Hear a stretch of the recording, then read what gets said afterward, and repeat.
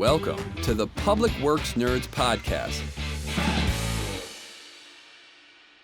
Hey, welcome to the Public Works Nerds Podcast, a public works podcast of the nerds, for the nerds, and by the nerds. I'm your host, Mark Culver. Today, we're going to nerd out on stormwater. What better topic to nerd out about than stormwater? When I started my career in the municipal world, I was a traffic engineer, and I call myself a recovering traffic engineer. If you haven't heard me say that on previous podcast episodes, I'm still a recovering traffic engineer. But when I made the move from Maple Grove, where I was a traffic engineer, to City of Roseville, where I became the city engineer, I learned a lot about stormwater. I had to learn a lot about stormwater, moving from a community that had a lot of traffic to a community that didn't have so much traffic, from a community that wasn't dealing with stormwater so much to a community that was dealing with stormwater on every day. It was a big shift for me. And fortunately, I had our guest today, Mr. Ryan Johnson, to help me out with that. But before we jump into Mr. Johnson, I just want to talk about the topic today a little bit. We're going to specifically talk about private stormwater device maintenance. Private, you say, well, what about the public side? Well, obviously, we spend a great deal of time maintaining our public stormwater infrastructure, including pipes, catch basins, ponds, and all those other BMPs. And for your non-nerds, BMPs obviously meaning best management practices. At least we better be spending a lot of time managing and maintaining those. But the private stormwater system is just as important to the overall operation of our stormwater system, especially as we talk about resiliency and meeting the intended retention and treatment components of those BMPs that are on private property. But what if your private property owners aren't maintaining their system to that level that they're supposed to be? What if you don't have a maintenance agreement with them? I don't know if we're going to talk about that side or not, but we might touch on that. Joining us today to talk about these things is my stormwater guru, Mr. Ryan Johnson from the City of Roseville, the environmental manager at the City of Roseville. Welcome, Ryan, and thanks for joining us today. Thank you, Mark. This is exciting. I'm a longtime viewer and first time on the show, so I'm excited to be here. And there's no better thing to geek out on than stormwater, and so of course, here to talk. Yeah, Ryan and I actually joined Roseville officially within, I think, 2 weeks of each other. Yep. Back in December of 2013. In fact, when I had accepted the position to be the city engineer for the City of Roseville, I gave a month notice at Maple Grove, and Roseville said, hey, we're hiring this stormwater position. We'd love for you to sit in on the interview. So my first interaction with Roseville staff was sitting in interviews to hire Mr. Johnson. And let me just say, it was pretty clear during that interview process who was going to be our, at that point, environmental specialist at the City of Roseville. And you had a really great relationship with Roseville staff already. Mm-hmm. And let's touch on that, why you had that great relationship. Why don't you take a few minutes to introduce yourself, Ryan, give us an abbreviated version of your origin story. All right, origin story. So grew up in northern Minnesota. Always loved just water. It's like, we grow up being on the lakes. We do all this. It's like, as I was fascinated by the water side, then you start seeing storms, start seeing runoff, you start seeing how all these, lakes and streams and everything start interacting. So that, that really kind of drew the passion forward, and ended up going to college in the Minnesota Duluth. And, it's had to go there because it's like, I wanted to go to Lake Superior. I wanted to see all those trout streams, just kind of, again, all that connection around water and stormwater and how integral they are with just everything that we do. Once I kind of went through that, worked a couple jobs kind of on the private side. And then once past that, started to work with Ramsey County. And, that's where I got really immersed kind of on just the BMP side, a lot more of the residential side. And that's where I started to get connected into the cities, especially, you know, Roseville was one of the more active ones with, you know, just, you know, trying to push a lot of these, you know, whether it's infiltration, filtration, a lot of these, you know, things homeowners can do on their property to really kind of make, you know, an impact. And then also just have kind of that connection with their community. So really got to know, you know, Deb Heiser, you know, AKA Deb Bloom for a lot of us, who's also been on your podcast. And, you know, it's like Chris Giga. And then, you know, it's like, you know, and you at the same time eventually. But, you know, it's with Ramsey County, it's like, yeah, it's like you end up getting to see a lot of different aspects just around the county. And then all of a sudden, you know, you start honing in on, you know, just Roseville and just their overall excitement and commitment to, you know, really try to make Roseville a better place was fascinating for me. And just all the work that they do, whether it's, you know, again, on the private side with residential or doing street projects, you know, they really try to take into account everything on the stormwater side to make this a better place. And again, it's just like it was fascinating for me. I loved working with them on their different projects, even just talking to them about what they're gonna do, what they want to do. And you know, it's like it just built a really good relationship with them right from the beginning, because it's like we were kind of we kind of lined up nicely just professionally.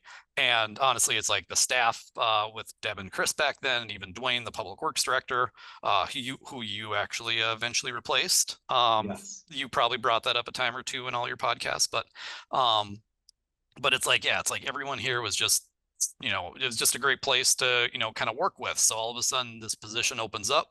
And then, yeah, it's you go and you interview, you're deathly afraid of who you're talking to. I mean, it's like there were like 8 people in that room during the interview process, and you were one of them. And you were kind of the wild card, because it's like, I didn't know who you were. It's Nobody like knew who I was. Yeah. Chris So. just said, you know, Chris said, yeah, it's like, you know, Deb's replacement is going to be in the interview process. And it's like, oh, great. Let's see what this guy has to offer. And so it was interesting to see you in the panel and just kind of get your, you know, just watching you absorb just everything in that. As that you're was trying more to of a figure. learning experience for me than anything. But Yeah, I mean, it's like you're going into a room. Yeah, talk a little bit about your role at Ramsey County. Like what was it? What, you know, what was your actual position, and what kind of projects were you working on? So let's see, what was I officially? The title was like urban BMP specialist, I believe was the actual title. The actual job ended up, you know, basically being a technical resource for within the county for the 3 watershed districts that are within even Roseville. So it's like you got Capital Region, Rice Creek, Ramsey, Washington. All of them have programs that, you know, are basically trying to promote stewardship, reduce rate runoff of stormwater, and increase water quality. So it's like with that program, it's like I got to go out to anything from, you know, residential lots to look at what they're doing or what they'd want to do to, you know, increase habitat, you know, do a rain garden, something simple like that. Just make sure it goes in properly. You know, they're not going to cause problems for themselves or their neighbors. But then I also got to work on bigger projects, whether it's like with any of the watershed districts or the cities where, you know, it's like we're trying to stabilize, you know, for example, Rice Creek. There's a lot of residences that live on the actual creek itself, and there's a lot of erosion. So it's like, you know, what can we do to, you know, move the thalweg away from the actual bank? How do we stabilize the bank? You know, how do we just kind of protect what's there so we don't get erosion, you know, move all that sediment downstream. And yeah, and that was, you know, that was kind of the job. It's just like kind of those critical area stabilizations were, you know, just kind of fascinating to work on, because I mean, they were powerful water moving past all these residents. And, you know, it's like I got to work on all of them and stabilize all of them. And, you know, it's nice actually going back out, you know, even today, it's last fall, I went out to look at a couple ones that we did 20 years ago now, and they're still there and they look great. And, you know, so it's really nice to kind of have, you know, all these to go look at too. So, but yeah, the day-to-day with that was just, yeah, looking to increase water quality and, you know, protect all the natural resources, water quality wise that we can. Yeah. So then talk a little bit about, because I think there are a lot of communities that have water resources managers and such specialists in that. in their engineering staff or public works staff, but maybe talk a little bit about your position at Roseville. It's a little bit unique in such that it has this environmental title instead of like a water resources title. Yeah, it's unique is probably the good way to put it. Interesting is always another too. But yeah, with Roseville itself, 95% of my job ends up being stormwater related. You know, it's like looking at the hydraulics of our infrastructure, looking at the water resources, you know, working which is your superpower. Like you are the stormwater Superman of Roseville. So it should be 95% of your job, but yeah. It is, and I'm glad you said superhero instead of supervillain or anything else that you could have tangentially went on that. So yeah, with the stormwater side, I look at all that, and then with the position two comes, you know, which kind of expands the role from that. I also oversee like our sustainability specialist position. So it's like, you know, Roseville is looking at doing a climate action plan this year. So it's like all those functions, you know, fall under me too. And then, you know, we also have a recycling contract to collect citywide recycling. So all that comes into the environmental package, which you see in front of you. So yeah, it's an interesting position in the fact that, yeah, it's like I get to do the big chunk of the stormwater, which I love doing. And then I also have, you know, between the sustainability and recycling, which I also very much enjoy doing. But it's also just kind of a nice way to kind of keep things, you know, it's a wide breadth of projects for me to work on. And, you know, it's honestly, it's a good way to keep me busy and to keep my mind moving, because only trouble happens when I get bored and start just dreaming up things to do. So, having some things to bounce around with and having some good staff to work with is always good for me.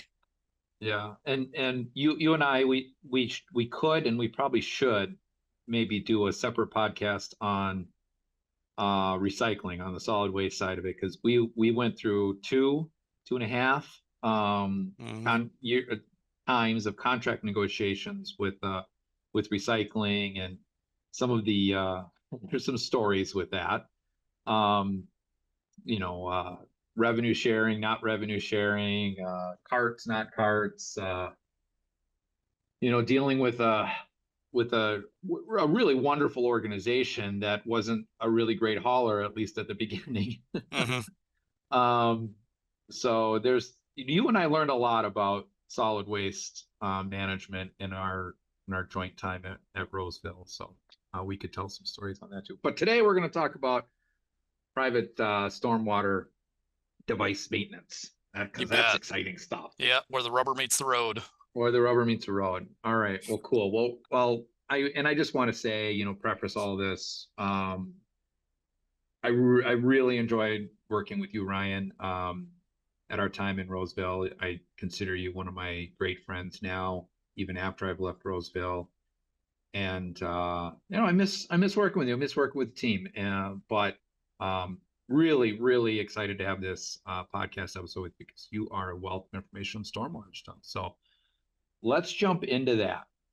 So let's talk about private stormwater MPPs. Why, Mr. Johnson, why is this such an important issue? Why was Roseville taking this issue on? Why did you start taking on this issue?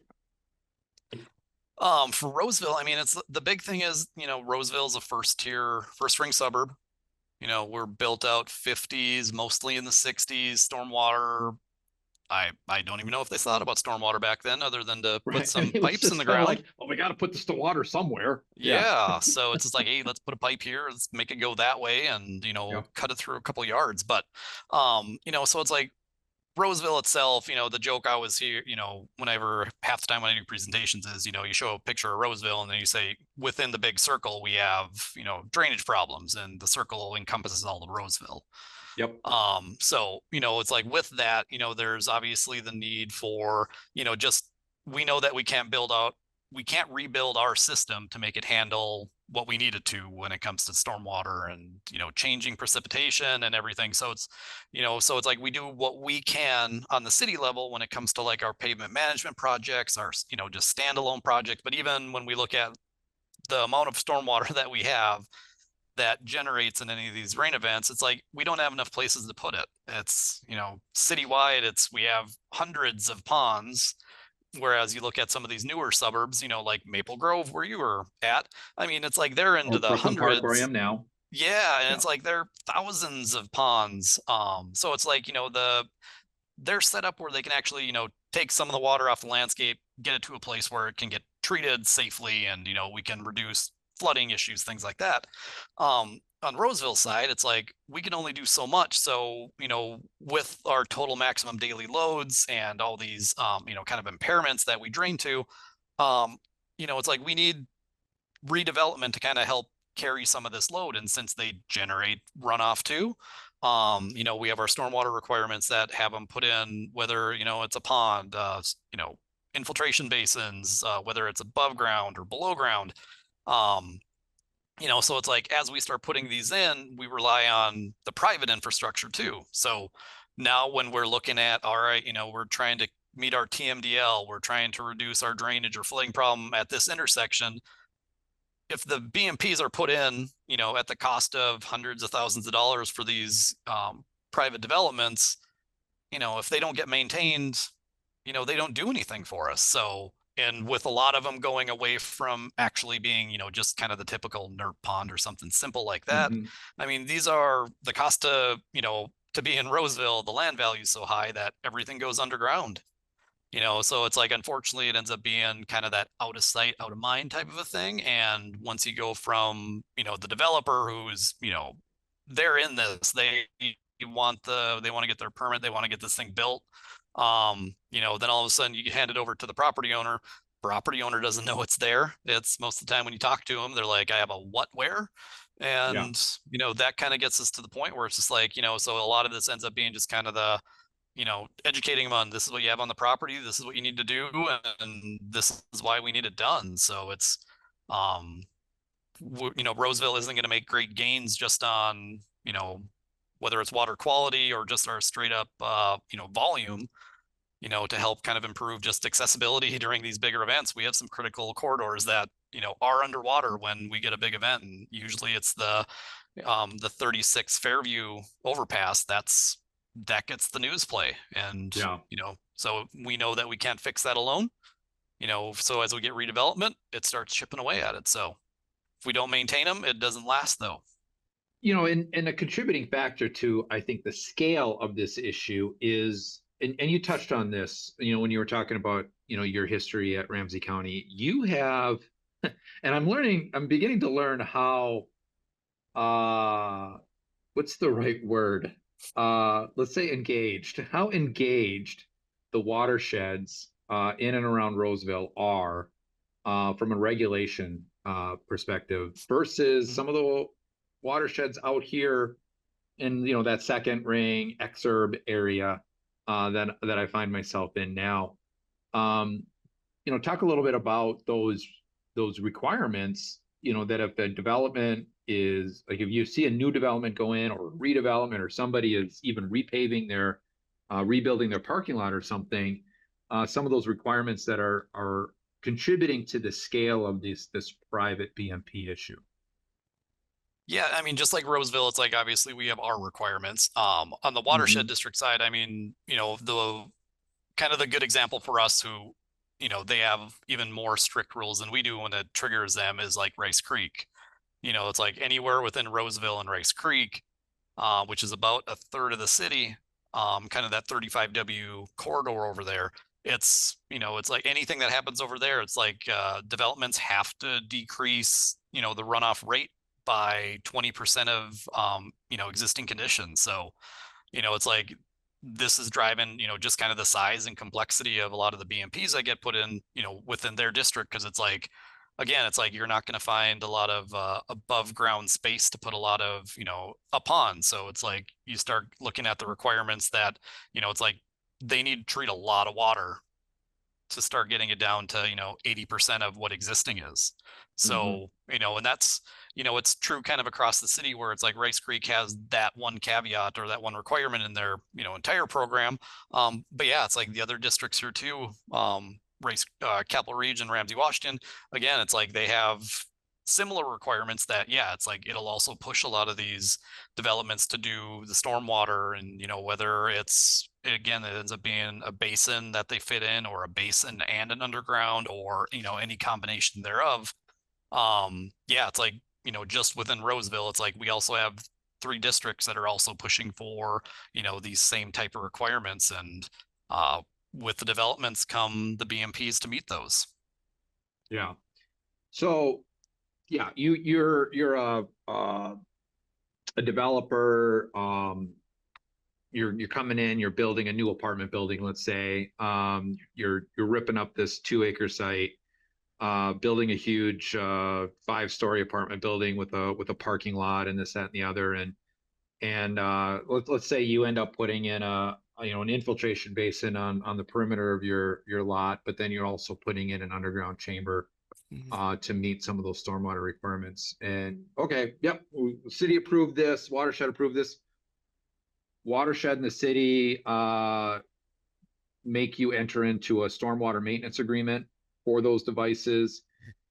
You sign it, you're doing great. Okay, let's get this built. I got to get people moved in. I want to lease out these places. You're a year or two in or whatever. And like you said, earlier, particularly with the underground one, again, it's kind of like at some point out of sight, out of mind.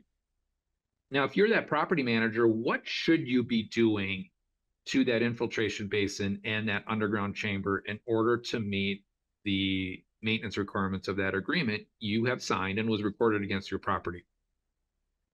It really obviously depends on like what the actual BMP is, but yeah, it's like when we're looking at anything infiltration, especially like the above ground basin, stuff like that. I mean, it's like, just when we start talking to the property owners, especially when it's like they haven't been doing maintenance, is, the big thing is just go out there and identify it, look at it. How is water getting into it? Does water come out of it? Is it full of trash? I mean, it's like nothing that we're asking them to do on the front end is really rocket science. It's just like, we just want to make sure that, water can get in, and that it's, water can get out, and water does infiltrate over time, so it doesn't turn into kind of a cattail marsh in the end. When we're looking at trying to infiltrate this water, we're trying to use the media and the soil to help decrease the volume and get all the stuff. So it's like, if it starts to sediment in, functionality drops pretty quick. And just keeping the inlet clean and keep some of that sediment out is, goes a long way just for the long-term functionality to keep these things going. It's way easier to go out once a month after, maybe the bigger rain events, make sure everything's clean and functioning, versus having to go through, when the city tells you to, when it's not functioning, that you have to rip it up. You got to redo it. It's, a little bit of preventative maintenance goes a long way. What about the underground chamber? Like what regular maintenance should whether you're a public agency or a private agency, if you have an underground chamber, what kind of regular maintenance should you be doing on those devices? Anytime, like from the city side, it's like even with ours, it's like usually what we do is we'll have like kind of a front end manhole that has like a sump, a baffle, some kind of pre-treatment in it, just trying to pull out some sediments, trying to pull out some floatables, things like that. So that's something that we go through probably a couple times a year, just do the visual inspection. We do vac those out, annually. Just get it clean, make sure the storage space is available in there for, whatever kind of material is going to make it through the system. And, it's kind of the same that we always recommend back to the property owners for these underground ones is, and again, it's like we try to work with the development on the front end, again, to try to build a little bit of redundancy in there. We like to ask for, having some kind of pre-treatment structure before it actually gets to the underground. It's like, it's way easier, again, to treat the sumped manhole than it is to like try to crawl in one of these undergrounds, and that in the weir section in the front end to clean that out. So it's like, we try to work easier with to them. back out that sump than it is to back out the chamber itself. Yeah. For sure. So it's like, we always, tell them, it's like, if you can get in there, if you can check it, again, it's like, we tell them annually is kind of, kind of the minimum. If you can get in there a couple times a year, usually, you're just kind of looking for things to make sure that, again, you have capacity, nothing looks too odd. And, kind of go from there. But again, it's like, it can kind of get tuned in once you kind of get the site to know that maybe you don't have to vac it out every year for these undergrounds. Maybe you can get a couple years if your parking lot's relatively clean. Right. You know, you don't use a lot of sediment or sand in the parking lot. Not a lot of places do anymore. Salt is a whole different issue here, which, you know, you've Yeah. Yeah. had as podcast before too. So Yep. Well, salt design. Yep. you Yep. bet. So yeah, it's again, it's like none of it is really rocket science. And a lot of the times it's like we even tell people just to go to the Minnesota Stormwater Manual. It's like they have a lot of the maintenance techniques right there. And, you know, as long as we can get people to, you know, get them educated to know where to go. I mean, it's like half the time it's like we just try to get the property owners to call the city. You know, we'll give them some recommendations on what they should do, how they should do it, things like that. But you know, we don't get a lot of calls. I'll talk about Right. stormwater all day. You can attest to that as Yeah. others can too. And, you know, just looking for somebody to talk to, I guess. And it's not like it's not unlike anything else in this world. There are people who are passionate about certain topics. You're going to get some property owners, the Randy Neeprashes of the world. Mhm. You're going to get some property owners that Roseville resident. yeah, Roseville resident, stormwater guru, who Yeah. are passionate about the environment or even certain elements in the environment, and stormwater and clean water is certainly one of those things that some people are very passionate about, you being one of those people. And you might even find some, commercial property owners who are passionate about it and Mhm. will very likely do a very good job of, maintaining their storm sewer devices. But by and large, most business owners, most property owners, and we're talking mostly commercial property owners who have these BMP devices, don't even could care less. All right. They have other things that they are worried about. They have a business to run.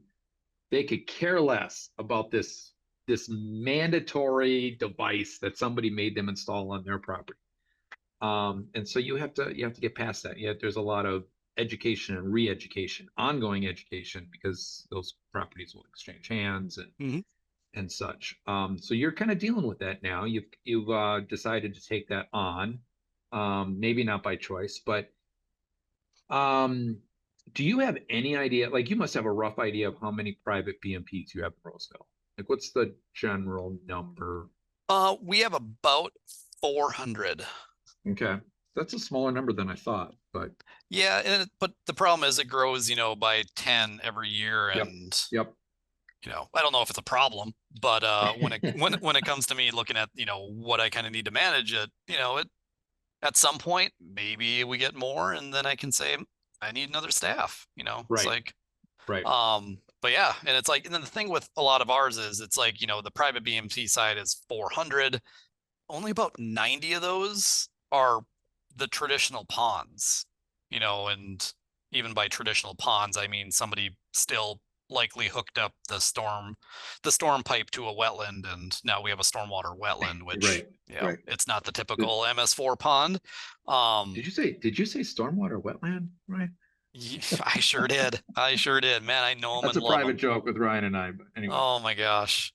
Um, yeah, it's a conversation all within itself. As But an yeah, I mean, it's experience like with with a developer that we do not want to oh, relive. But in any event. yep. But now that we think back to that, it's, you know, a nice kind of joke about it, and it always Yeah. brings back, you know, kind of a smile to my face. And now it actually ends up being one of the easier ones to work with. So it's but again, I digress already. But yeah, again, with having like 90 ponds, that means we have, you know, about 300 of them are special. I mean, they're underground. You know, there's some kind of infiltration base. I mean, it's like the complexity of these went up, and that's Right. kind of the problem where, you know, we can tell somebody to maintain their pond, and, you know, they kind of get it. We start telling them it's an underground infiltration gallery of just perforated pipe and rock and everything else. And, you know, it's like people glaze over pretty quick when they talk to me. So, um, Yeah. you know, that's kind of where it's like we took out kind of that simple pond aspect, and now we have these ones that we really kind of have to, like, you know, we really have to do a lot of explanation for how they work, what they need to happen, and, you know, things like that. So yeah, it gets to be a lot just to re-educate property owners on this type of thing. Yeah. But with So, that too, it's just like, it's yeah. like, oh, sorry, I was just gonna say it's like, we No. do with our maintenance agreement, we also do like a maintenance plan. So it's like on the front end, we get basically a document that says what's on site, how it needs to be maintained, when it needs to be maintained. So it's like now we have a document that it's served me well many times since we started doing this back in even 2018, 19 is new property owner comes and, or they have an issue. It's like I can give them a document and say, this is part of your property. This is, developed for the development, to be able to give them this one document and for them to be able to look at it and essentially turn over to their consultant to kind of figure out. I mean, that has saved hours and hours of just, kind of going through the motions with a lot of different property owners. So sorry, my plug on a private BMP maintenance plan in Yeah, conjunction no, with the I think maintenance agreement. right. I think that's a very key component, and it gets into that education and re-education Yeah.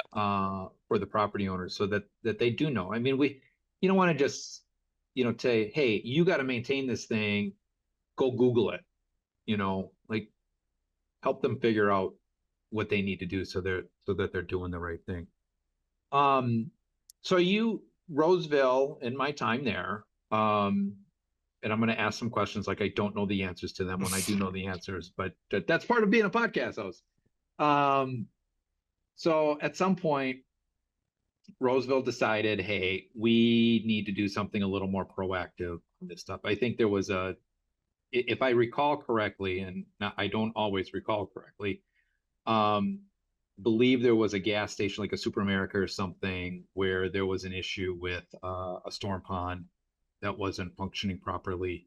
And it was like, we need to make these guys do something, but what mechanism do we have? Maybe we'd even have a maintenance agreement with them. But we kind of figured, hey, this is a bigger problem than just this one property. So maybe just kind of talk about that genesis of how Roseville decided that the city needed to do something a little more holistic on this issue versus just dealing with that one issue at a time. Well, look at that, Mark. Your memory doesn't fail. You're spot on again. But yeah, so it's like, it all kind of started back again. 2018 was kind of the turning point where we kind of just figured out something bigger needs to happen. So yeah, it's like it started off with a gas station. Basically, it's like it wasn't draining. It was, they had a weir that they haven't been maintaining. It was actually letting obviously more water out than it should have. So then it was causing problems for the downstream property. So, that was kind of that first test of, wow, it's like, it's all the BMPs that are here haven't been touched since they were installed, so it's like, how do we really kind of go through the process of, having them go through and do their maintenance? And, just with that one, it's like we didn't have a maintenance plan. We didn't have a maintenance agreement. It was part of the plan when the gas station went in. So, that kind of really started to put the pressure on, staff and, include yourself into that too, where, when you were here, it's like we had to kind of come up with an idea of we need to get these things maintained. So we, one, protect our infrastructure, but two, it's like this one case is draining through 2 or 3 other properties and it's causing issue on 2 or 3 other properties. So, it makes it a little bit more regional, made it a little bit more, a little bit easier for us just to be able to go in and like really start to kind of put the screws to them and really kind of, drive kind of change. So, taking this one as an example, it was just the thought to start going through, looking at city code. It's like these are put in for a reason. These are put in for permit, whether they were going to be installed as part of something new or they have been installed. I mean, in the end, it's like they all tie up to the public storm sewer. So how do we protect the public storm sewer? And, start to rewrite the city code just to, make BMPs on properties, kind of give them outlines that, ponds every 5 years, they have to go through and do something prescriptive about just what they need to do with maintenance. It's like, how do you document it? How do you make sure it's clean? The inspection process. Start looking at, the infiltration side, start making it something annual where it's like it's like you really need to go out and do this annually now to make sure that these ones that really kind of rely on, some kind of media, to kind of scrub stormwater, what kind of the end result's gonna be. So, that one project really kind of drove a lot of just, modifying city code, adding city code that, gives us a little bit more teeth, and, to be able to go to properties and say, it's in city code. It's like, this is kind of what we need. This was put in for a reason. Whether it's rate control, water quality, both. But just us modifying city code and getting that in there, I mean, it really helped us kind of move everything forward in the city when it comes to like the private B&P maintenance, because it's like, thankfully city council saw that too, because of, again, just our drainage issues. It's like city council was always very proactive about wanting to, try to keep stormwater clean, protect our lakes. It's, we always get calls about ponds and lakes, and they're green. Again, these BMPs really kind of help that out. So if they're not maintained, they're going to stay green forever. And it's still obviously hard to to get a pond and everything back to a nice healthy state, but especially since they're there to kind of capture the pollutants. But yeah, it's like, just the city code really kind of helped drive a lot of this forward. And yeah, without us really, putting it in code to be able to do a lot of this, we probably wouldn't be where we are today when it just comes to like, pushing a lot of this BMP maintenance forward. Yeah. And so you took the effort of kind of researching it, figuring out what we needed to do. What did our code say now? And what should our code say? How long did that process take? Do you remember? The process actually, I thought, went pretty quick. I mean, it's like, by the time we started put everything together, I mean, I think staff had a pretty good sense within 3 to 6 months, just, seeing how we do our own maintenance and how these should be maintained outside of the public realm. So yeah, I think we turned around our stuff relatively quick, because again, it's like, we did have things like, again, kind of we had some maintenance agreements, we had, the stormwater manual, we had, some other good research done that, we could kind of hang our hat on and really kind of look to how we wanted to set up our code to really, move this forward. So yeah, I think we moved it forward pretty quick. I think overall, by the time we got everything council and we did everything, I mean, we're probably in about a year or so, maybe a little over. Just by the time we got it vetted through Public Works Commission, all the staff was, I wrote it, so I was obviously all for it the entire time. I thought it was perfect. Yeah. But again, kind of getting some other eyes on it, make sure Yeah, everything and looks good. I don't recall it being real controversial. I think, the one thing about Roseville is we had, at least my time there, we had a very engaged city council that liked to micromanage some things, but they were also really supportive, and they were also very, I mean, for Roseville, it was a value of the city to be good environmental stewards, so talking about clean water and the impacts it has on the lakes and such, it made it pretty easy to plead the case of why we need to do this, even though it's going to be a burden on the property owners, on the businesses. But I think the council was really supportive and understood why we were doing what we did, and it went through pretty quick. So. Yeah, no, I agree. It's like, council here has been very supportive of a lot of the stormwater things that we've been trying to push forward. And again, it's anytime you can start putting it back to, it's like, we're just trying to keep the responsible parties responsible for, what they were required to do. It's like, council really got behind that. And, it's like, even with, some of the other things we do, we have our stormwater impact fund. It's like, council was very supportive of it, but at the same point in time, they were very cautious. It just said, we want to try to get property owners to do what they have to do on their property and not spread it out to be an entire city issue. And again, this private B&B maintenance with the development is kind of the same thing. So yeah, it's like, they've been very focused on, what can the private property do that's going to trigger our rules? What do they need to do long term? So yeah, I mean, it's like, they've been very helpful, kind of like setting this whole thing up the entire time. So I got very lucky, because yeah, it ended up making it relatively easy, and yeah, just kind of a smooth process. Yeah. So you went through, you modified, we modified city Yeah, include code. yourself, Mark. Yeah, I was in there. To make this change, to implement this new policy and requirements for, kind of a recertification and inspections and general maintenance and things like that. What did you do after that? I mean, now you have, at that time you probably had 350 or something of these BMPs across the city. So what process did you go through to educate the property owners? First one was we just, cities are really good at sending out letters. So We we are. sent out a letter. Yep. We went back to the wheelhouse, and, the big thing with us was, to really kind of help move this forward was just, you know, letting the property owners know that have the BMPs on their sites that, it's like city codes changed. We added this new component to it. It has a maintenance requirement. You have a BMP on your property. Just kind of set the stage that, more was going to be coming.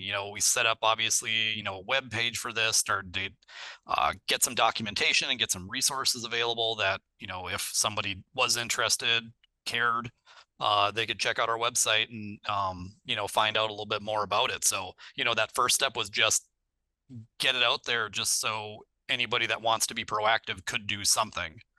Yeah. And then once, you get through that first one, we just kind of started to go basically half section by half section across the city to, really focus on, we know we had a lot of BMPs like in that northwest side of Roseville, a little bit more, well, very northwest is residential, get a little bit farther south and a little east, very commercial, very industrial. We know there's a lot of BMPs there.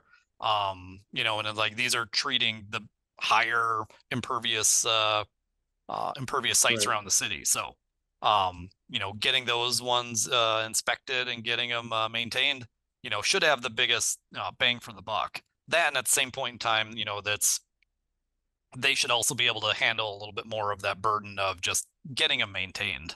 Yeah. It's like we never asked for them to do obviously anything like right away. Any of the letters, like especially the follow-up ones, we started to really look at half sections was, you have 18 months to come up with something. I mean, within the letter that we send out, it's at least twice in there. It's just like, hey, it's like, contact me at the city. We'll happy to meet out here, talk about it, answer questions, do anything. The big thing was just trying to get the property owner to like call.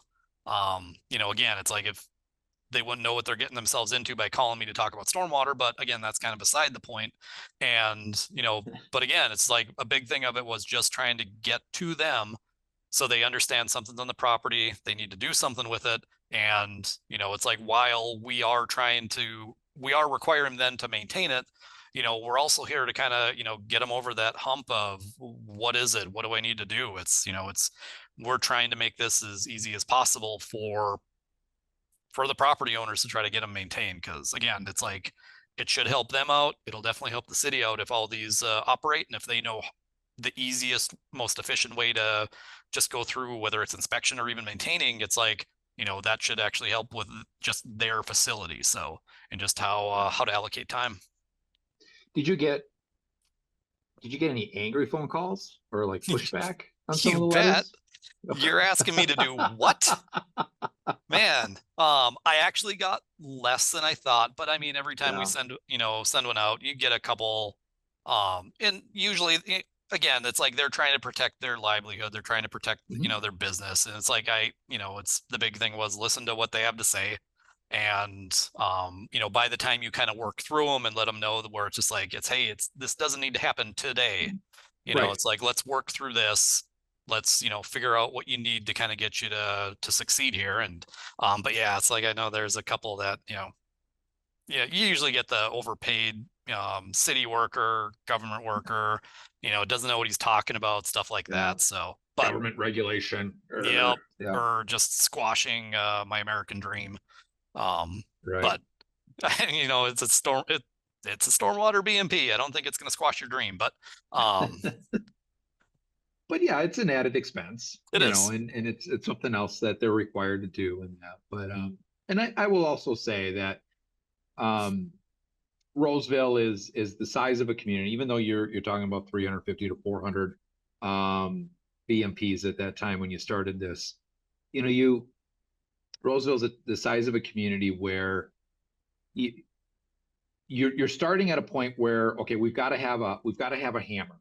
We have to have the consequence established, so that when they don't do it, we can take action, and that's the threat. Mm-hmm. That's the stick. But you are a nice guy. The city council is generally resident and business friendly. Right. You're going to work with those businesses to figure out, if it really is a burden, if they don't have the resources to work on it, what have you, you're going to work with them to ultimately come to the conclusion or the state, of where this BMP needs to be. But if they're, if they're being real obstinate, then yeah, we can do what we call abatement too, right? We can go in there and Mm-hmm. we've got the power, by city code now, the authority to go in and clean out that BMP or reset it, and make it new again, make it functional again, and then make that property owner pay for it. Sure can. So talk about that, because I know you did that in at least one location, and I don't honestly, one thing I can't remember is what was the outcome of the gas station that started all this. Mm-hmm. And then secondly, I know there was that former gym, it's not a gym anymore, where I think you guys actually did an abatement. Is that correct? Yeah. Yeah. Yeah. So, happy story with the gas station. They were all for, I mean, the gas station's a huge national chain, so they had some Yeah. deep pockets they could work with. But yeah, I mean, overall, it's like the gas station one worked out well.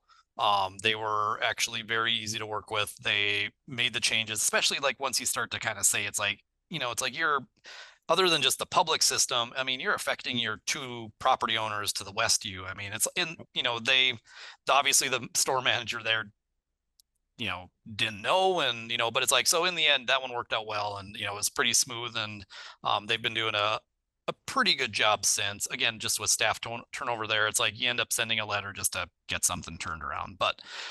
But yeah, it's like we did have to go through the abatement process with one big site, where it's like I always chuckle when I look at this site, because yeah, it's just it was a um, basically a fitness place and a big building, big parking lot. And within, this parking lot, I think you had like 7 different types of BMPs installed.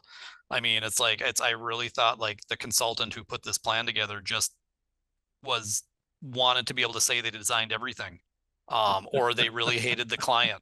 I don't know which one, maybe it's both. Yeah. But yeah, I mean, it's like they had like, a wet pond, they had filtration basins, they had like, underground storage. They had, basically a vault that had like media in it to, to remove phosphorus as the underground storage, kind of weep back into the system. I mean, it's like they could have got by with like one big underground and, the one treatment on the end.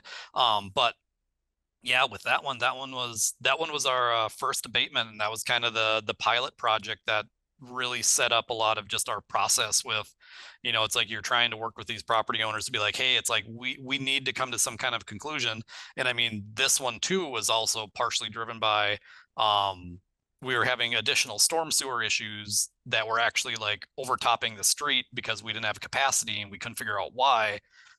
It was going down MnDOT embankment into the right of way into that 35, 36. So when MnDOT calls us and says, hey, you have a problem, we're like, yes, we will look into that, because, it's MnDOT, and Roseville plays nice with MnDOT, and we want to keep it that way. But so that was the big one where it's like we went through, basically there were like 5 different parcels that all drained into this one area. Go down the line, figure out who's doing what and what's not working. And yeah, it's like we got a couple of the properties did maintenance right away. And then yeah, it's like this one parcel was just kind of the holdout, where it's like, we're working with them. We're, we met with them on site multiple times. We got everything to the point where it's like, all right, it's like, this is kind of what you need to do. And, just radio silence. And it's just like, all right, well, we need action. We've given you, a year or so at this point. So now it's just like, work with our building official, and it's just like, all right, it's like, how do we abate a property? I haven't done it before. So, worked with them, and they were, instrumental in helping us through that process, just with, all right, here's the forms, send them these letters at this timing. You don't get action, run it through council. Council, ended up approving the abatement. And then, yeah, from that point on, send them a letter saying the abatement got approved. It's we're running kind of the BMP maintenance show at this point, and hired a consultant to go out and do like one big thorough investigation of the entire site. Look at everything from all every one of these BMPs on the site, got looked through, got graded, got kind of a write-up in this report. Basically, and it's the way we kind of set it up is, once we got the report back from the consultant, we reviewed it, we shared it with the property owner and said, hey, this is what you need to do. We can stop the abatement here, or kind of put it on pause and just let you run with it. It'll save you some money, because if I'm not running this with a consultant, it's like all these costs go back to you. So it's like, you're going to maintain it one way or another. So if you maintain it, it should save you some money. This is what you need to do. And if you don't, we'll just keep doing it. And in the end, it's just like, we ended up having to maintain a couple of the BMPs that were more critical for just the way everything was tied into our infrastructure. So it's like, we did kind of the underground components, got things back to like where they need to be. And it's like, we left, kind of those above ground ones as is for a while. So, once we kind of got to the point, it's like, once we started giving them some invoices on like what the actual costs were, they started to kind of, figure out that. And, that point too, it's like, now they were looking at the above ground ones where it's like, okay, it's like, we can work with a company to come in and clean this and, maintain an outlet and things like that. Whereas, it's like these underground ones are, again, it's like they're specialized. It's like, you have to know that, the manhole cover that says storm sewer on the parking lot, means, storm sewer in the parking lot, until you open it up and see this big pipe gallery, that's 10 feet deep and rows and rows wide. So it's it obviously scales up pretty quick. So but in the end, it's like we got most of everything we wanted to get done. So that's been good. That was kind of the win for just kind of going through the abatement process. And it hasn't gotten easier with that site going forward, but again, Yeah, I was going to ask that, because it's a different it's property. It's not a fitness center anymore. it is not a fitness center anymore. So, and that's kind of, again, it's like, it just kind of comes back to the just, again, thankfully we had the report that the consultant did for all the BMPs. So we just, we actually ended up working with the consultant again, just to put together kind of like a little bit more of a maintenance plan part of that, and just send it to them and just say, this is kind of what you need to do. Just the cost for us to have the consultant redo it a little bit and provide that to the property owner, I mean, was cheaper than, staff taking phone calls and emails and everything else all the time. And, it's like, we usually task interns with this in the summer, and, just this one, just, it worked out well, but, it's still ongoing, we'll say. Yeah. Well, do you have any other examples of maybe any other stories of working with property owners in Roseville since that one? Like the good, bad, or the ugly, Mark? You want the shiny, happy people story, or you want the other doom and gloom? Give me a shiny, happy one, because we kind of did we did an ugly, I guess. Yeah, we did an ugly. No, it's there's another property like on, say, Fairview. Basically it's like they have, kind of like a pond that kind of overflows into an infiltration area. So a little bit more complex, not just the straight up pond. But it's one of those where it's like, it's the property owner you always want, right? It's like, you send them a letter, the guy might have had it in his hand for 20 minutes before he calls and says, hey, I got a letter from you. And usually in that point in my head, I'm like, oh crap. Yeah. What's coming? But it's like, this guy was he was all for it. He's like, shoot, it's like, I see the pond out there every day. I always look at it and kind of think, God, I wonder if I'm supposed to do something with that. So, to get this letter and to know that I should be doing something with it, it's like, I want to do it. It's like, apparently this guy has been in kind of an area where it's like, for anybody that knows our old retired street supervisor, Steve's Weber. I mean, it's like apparently Steve has helped this guy out in the past just with some brushing and clearing and some things. If you knew Steve, you knew that was kind of his bailiwick, is to go out and help property owners in Roseville. But it's like he's like, it's like I always remember Steve coming out and taking a look at this and telling me it's like I should really look into it. And so yeah, finally now that I got this letter, it's like, what do I need to do? So kind of talk him through the process, give him some info. He's like, I'm gonna get back to you in 2 weeks. So naive me, I put a little calendar reminder in 2 weeks. I'm gonna hear from this property, and sure enough, I mean, it was 2 weeks. He's back and he's like, I hired a consultant. The consultant's going to reach out to you.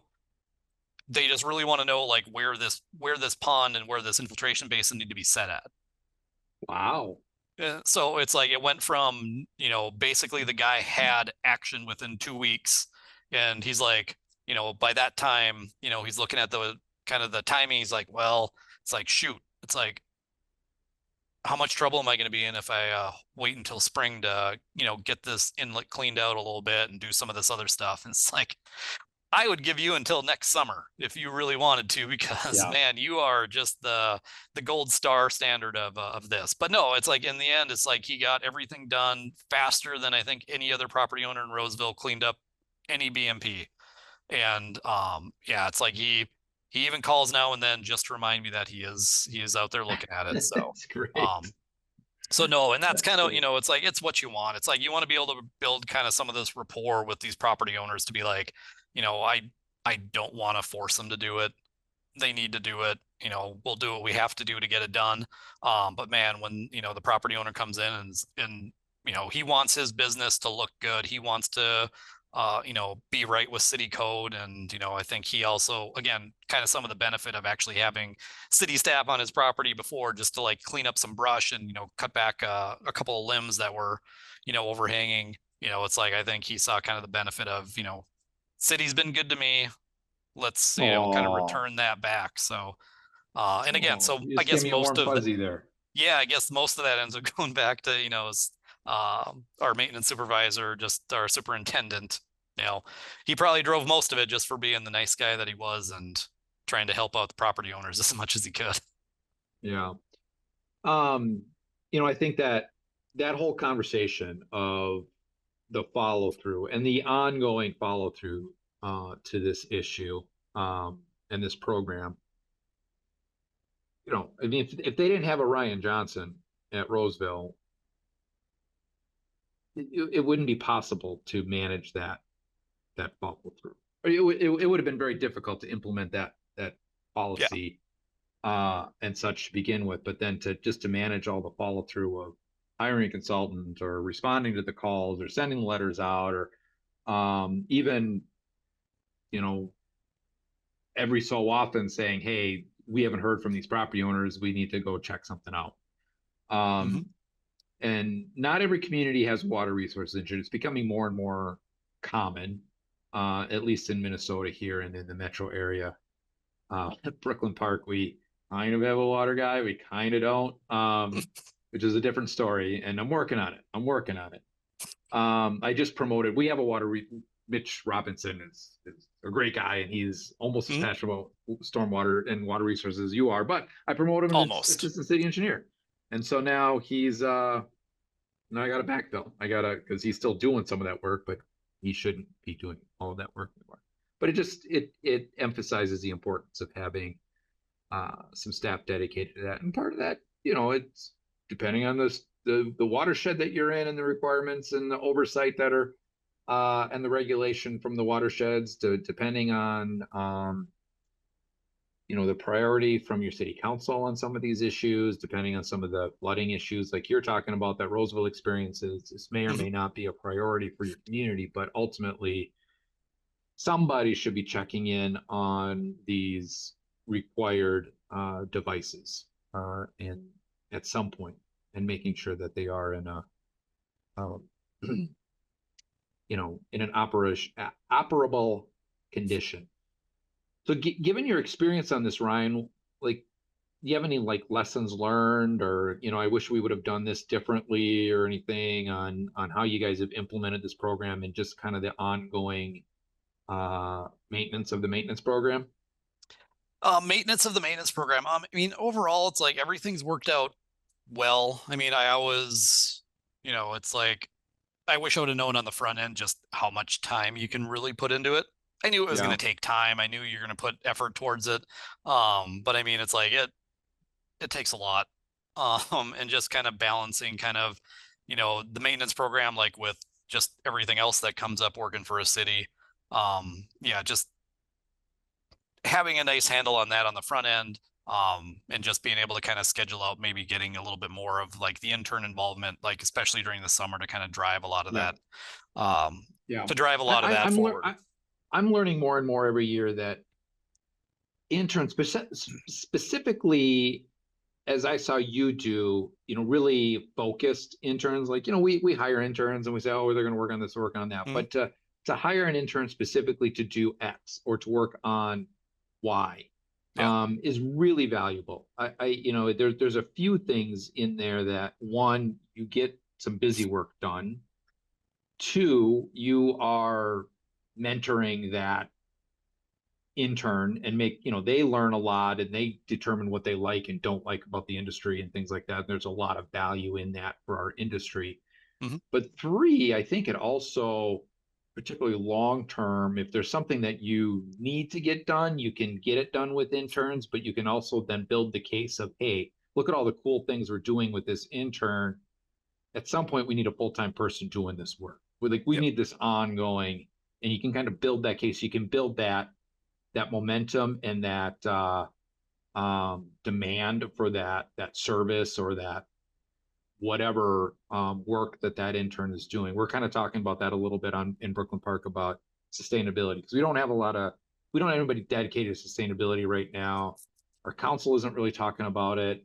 And so, we're kind of like, well, how do we build the case for having a dedicated staff person do sustainability? And we're thinking that maybe we get to bring in an intern, a Green Corps member, like we did at Roseville. We kind of went through that at Roseville. We brought Noelle in and she did some awesome things. Not Noelle, who is your sustainability specialist now?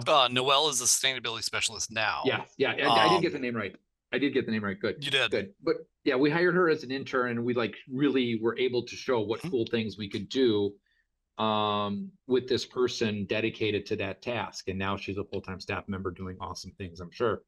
And I think that's a really great case study for using interns in a variety of ways in many different aspects of public works to kind of build that. But yeah, it's interesting. That just kind of triggered that thought in my mind when you mentioned using interns to help with some of that work. So, well, great. Anything else you want to add to that? Let's see here. The only other thing, kind of getting back to like the maintenance of the maintenance program. I mean, the new thing that I'm gonna probably try going, whether it's this year or next year, is I'm probably gonna try getting, we have a private hydrant program. We have, right now I think we have a contractor go out and work on private hydrants, make sure they operate, make sure they're inspected. Gonna try to maybe set something up like to do the private BMP kind of like that too. This year it's like I want to get a consultant come out, and do kind of a similar inspection, kind of set up, kind of a process. If you go out to a site, this is how you're going to expect it, inspect everything, kind of like this. So maybe use our private or public BMPs to kind of build that, and then maybe offer this out, maybe next year to some of the ones that whether we're not getting responses on. Maybe part of it is just, hey, it's like, and that might also actually kind of shorten, like if we need to do some kind of like abatement or something where it's like, even if they're not inspecting it, hey, it's like, we're going to use a consultant, we're going to spend $5,000, they're going to come out and do this work, get you to this point, and then, we can either call it off or whatever. But it's like, it'd be nice to kind of have somebody kind of in step with us already to be like, this is the work that we need, this is what we want out of it. Because we really want to push this out to like the private BMP side to really kind of drive some of these forward. Because I think we got the low hanging fruit done. Now it's like we're kind of to the point where it's like, if we would probably just start needing to abate a lot more of these properties just to get a lot more done. So maybe by doing this next one of just like having something available, offering up like the consultant to come out and do the work, and they can, you know, whether we go through again kind of the abatement side, or if they just, you know, they'll sign some agreement that they're going to pay the consultant up to this amount to do the inspection process for them and everything, trying to just drive some more inspections, trying to drive some more maintenance. Try to make it a little easier for them. And the hydrant, the private hydrant program that you were talking about was another thing we started while I was there. The utility staff, Paul Kuhn, started this. So we had all these private hydrants that we were kind of like aware of, and we knew maybe they were flushing and checking and some things like that. But ultimately we sent out a letter and say, hey, if you're not going to flush and check your hydrants, we will, but we're going to charge you for that. And I think that was a good program, just to remind property owners that, oh yeah, we should probably do something with these fire hydrants before we have a fire and the fire department can't turn the water on.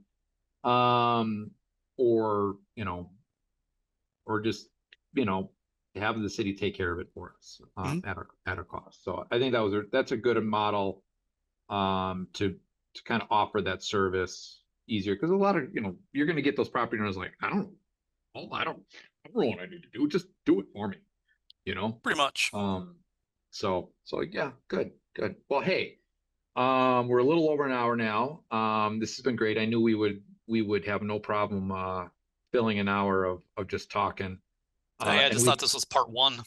Right. We could go on for another hour, of course. And maybe we will record another episode on something else. There are lots of things, water reuse, some of those other fun projects that you've worked on over the years, that we've worked on over the years together. For sure. Slow dip, huh? Oh, God. I love slow dip.